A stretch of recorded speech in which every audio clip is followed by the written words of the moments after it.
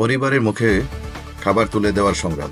ফিলিস্তিনি জেলেরা কিভাবে টিকবে? গাজার সংকটময় পরিস্থিতিতে ফিলিস্তিনি জেলেরা প্রতিদিনই লড়াই করে বেঁচে থাকার জন্য গাজার সংকটময় পরিস্থিতিতে ফিলিস্তিনি জেলেরা প্রতিদিন লড়াই করে বেঁচে থাকার জন্য দীর্ঘদিন ধরে ইসরায়েলি অবরোধ, সংঘর্ষ এবং অর্থনৈতিক সংকট তাদের জীবন কঠিন করে তুলেছে। মাছ ধরাই তাদের একমাত্র পেশা হলেও এখন সেটিও চরম অনিশ্চয়তার মুখে।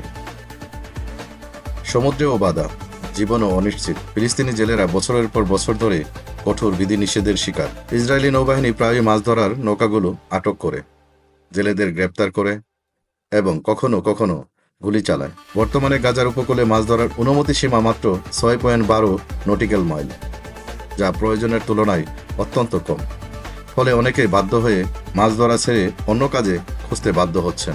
জীবনযুদ্ধে হার মানছে না ফিলিস্তিনি জেলেরা। অভাব অনটনের মধ্যেও ফিলিস্তিনি জেলেরা তাদের পেশা ধরে রাখার চেষ্টা করছেন। তাদের বিশ্বাস, এই ছোট্ট পেশায় তাদের পরিবারের মুখে খাবার তুলে দিতে পারে। তবে বর্তমান পরিস্থিতিতে মাছ ধরার সরঞ্জাম কেনা বা নৌকা মেরামত করা কঠিন হয়ে দাঁড়িয়েছে।